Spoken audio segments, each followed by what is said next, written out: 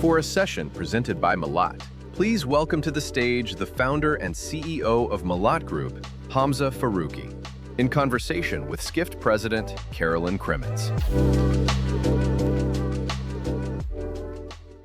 Hi, Hamza. Welcome. We had China on the stage and India, and now we have Africa. Absolutely. Great to be here. Bismillah ar-Rahman ar-Rahim.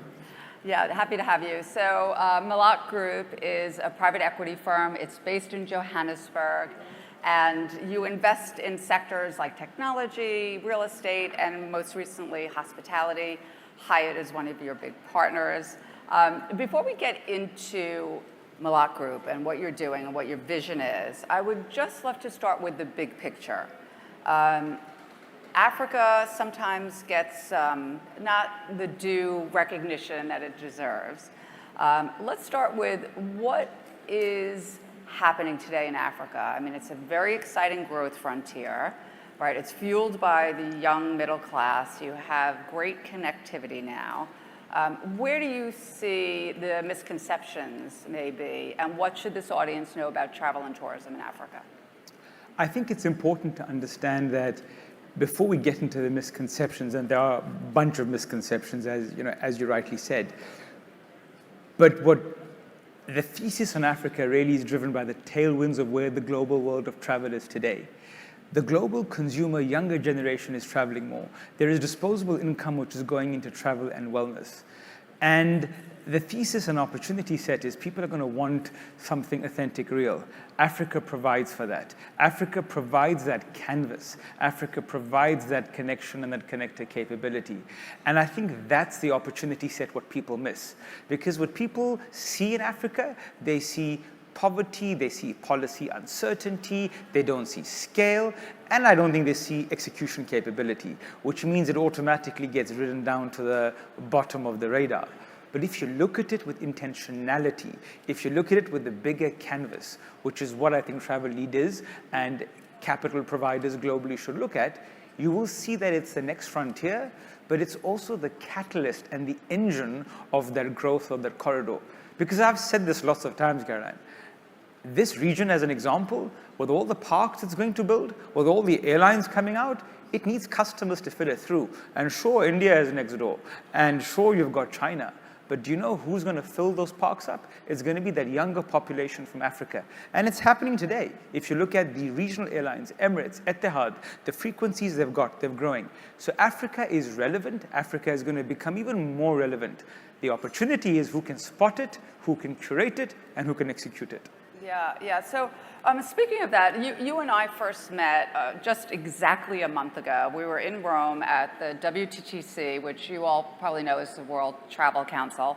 And you are the first South African member of their executive committee, right? So you have a lot of responsibility, I guess, on those shoulders in terms of representing Africa. And one of the things you said was that there needs to be more leadership that is coming out of Africa. How are you looking at reshaping what that leadership is all about and what it stands for as this representative of an entire continent to the World Travel Association? I think the responsibility stems from, again, an industry piece, right? And I think it's a travel challenge. Every travel leader worries about my P&L, my business, my earnings quarter to quarter.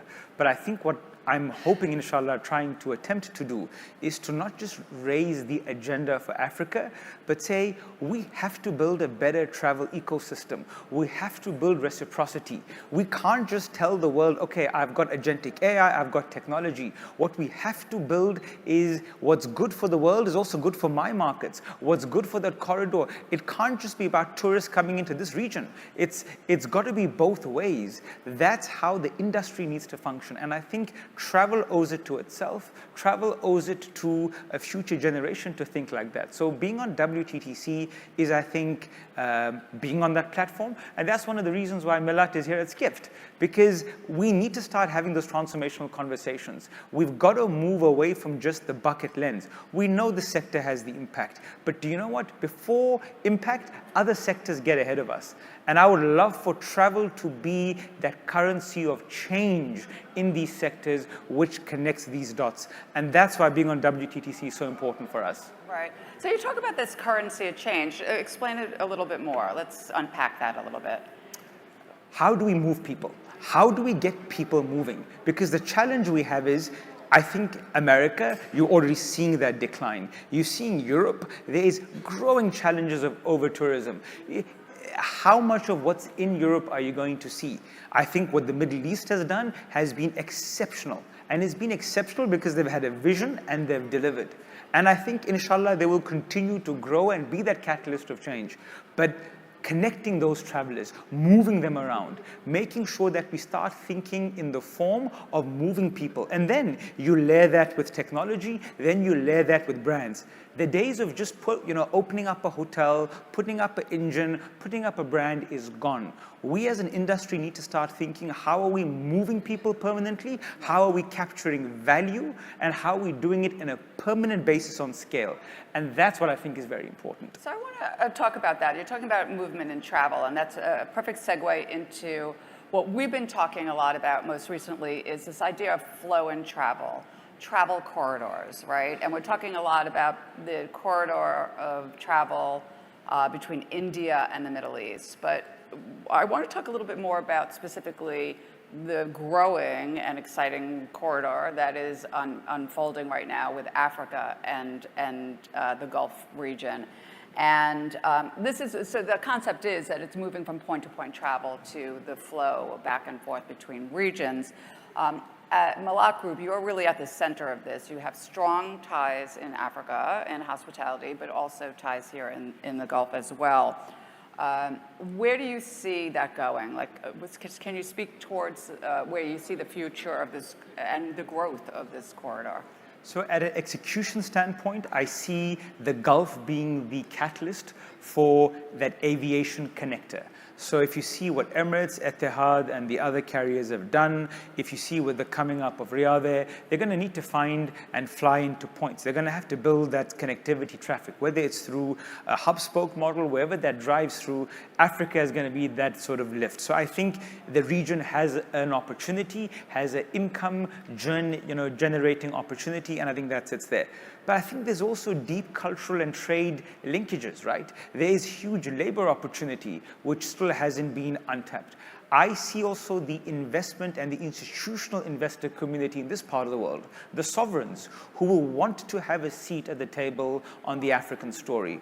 And if you see, what's beautiful about this region is it never thinks in silos. It doesn't think of just UAE or Saudi Arabia. It thinks as one collected, united GCC. And I think that's powerful. That's powerful for Africa and for Africa to connect with that. And I think if you can execute, if you can build, if you can add that overlay around aviation, investment, the flow of institutional capital, I think this is going to be a very powerful combination which will unleash growth. And then on top of that, you have a global technology layer, which will simply make that experience more frictionless, I think becomes a very important story to consider. And I would also say part of that story is probably about what makes Africa distinct and unique in terms of what it offers, right? You've been working with Hyatt now, you've been expanding their brands across South Africa, and probably more to come on that front. So what makes the people, the service, the culture distinctive, and what makes that important to this corridor? The acceptance that, and the world sees it today, right? People want, there's this use of word, everyone says it, authenticity, experiential.